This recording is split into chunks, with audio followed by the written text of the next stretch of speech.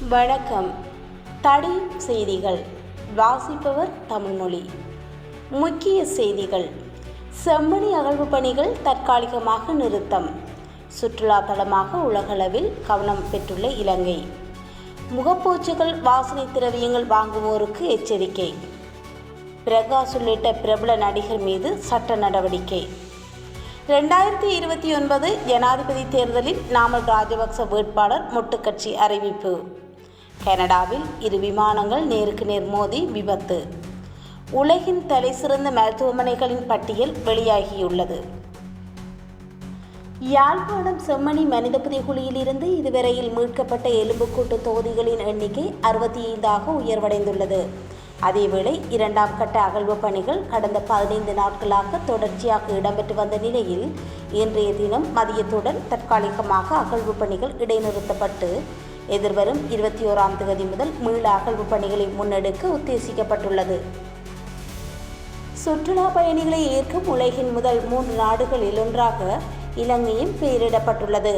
உலகின் முன்னணி சர்வதேச விமான நிறுவனமான எமிரேட்ஸின் சமீபத்திய முன்பதிவு தரவுகளுக்கமைய இந்த விடயம் தெரியவந்துள்ளது. இலங்கை அதன் விளமான கலாச்சார பாரம்பரியம், அழகிய கடற்கரைகள், தேயிலை தோட்டங்கள் மற்றும் மலிவு விலையில் ஆடம்பர அனுபவங்களை சுற்றுலா பயணிகள் பெறுகின்றனர் என தெரிவிக்கப்பட்டுள்ளது. இலங்கையில் முகப்பூச்சு கிரீம்கள் மற்றும் வாசனை திரவியங்களை பயன்படுத்துவோருக்கு நுகர்வோர் விவகார அதிகார சபை எச்சரிக்கை விடுத்துள்ளது.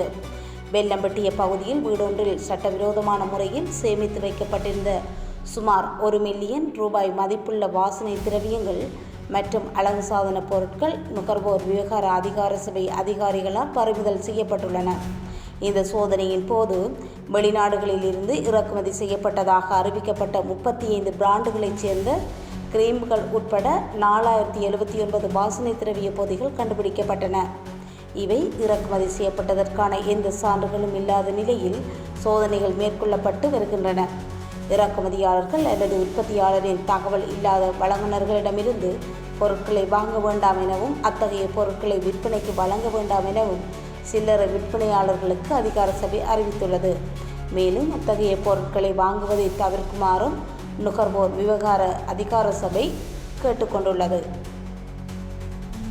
சட்டவிரோத சூதாட்ட செயலி விளம்பரத்தில் நடித்த பிரகாஷ்ராஜ், விஜய் தேவரகொண்டா, ராணா டகுபதி உள்ளிட்ட 29 நடிகர்கள் மீது அமலாக்கத்துறை வழக்கு பதிவு செய்துள்ளது. சட்டவிரோத சூதாட்ட செயலிகளுக்கு நேரடியாகவும் மறைமுகமாகவும் ஆதரவு அளிப்போர் மீது நடவடிக்கை எடுக்கும்படி நுகர்வோர் துறை அமைச்சகம் ஏற்கனவே உத்தரவிட்டிருந்ததாக இந்திய செய்திகள் தெரிவித்துள்ளன.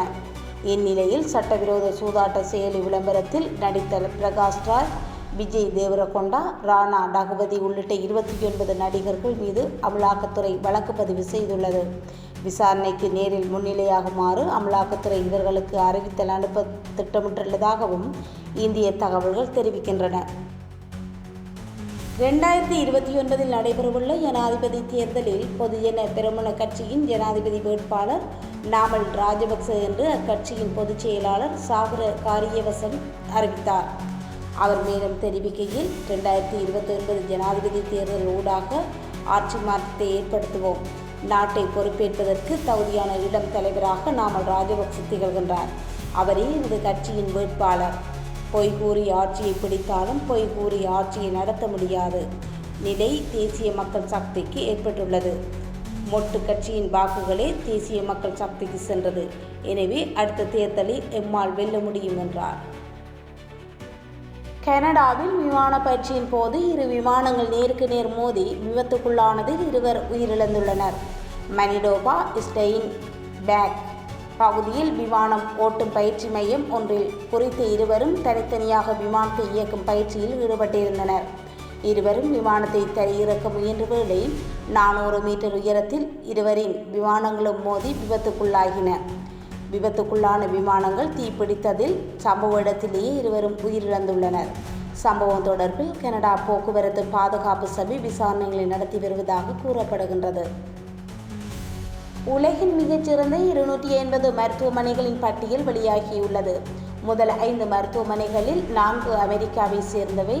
இந்த பட்டியலில் ஜெர்மனியிலிருந்து 23 மருத்துவமனைகளும் தென்கொரியாவிலிருந்து 17 மருத்துவமனைகளும் அடங்குகின்றன. அமெரிக்காவின் மின்னசோட்டாவில் உள்ள மேயோ கிளினிக் உலகின் மிகச்சிறந்த மருத்துவமனையாக முதலிடத்தை பிடித்துள்ளது. அமெரிக்காவின் கிளீவ்லேண்ட் கிளினிக் 2ஆம் இடத்திலும், கனடாவின் டொரண்டோ பொது பல்கலைக்கழக சுகாதார நெட்வொர்க் 3ஆம் இடத்திலும் உள்ளன. சிறந்த மருத்துவமனைகளின் இந்த பட்டியல் 30 நாடுகளில் உள்ள 2400 மருத்துவமனைகளின் தரவுகள் மற்றும் 85,000 மருத்துவ நிபுணர்களின் ஆய்வின் அடிப்படையில் அமைந்துள்ளன. இதில் அமெரிக்கா அதிகபட்சமாக 45 மருத்துவமனைகளுடன் முதலிடத்தில் உள்ளது என்பது குறிப்பிடத்தக்கது.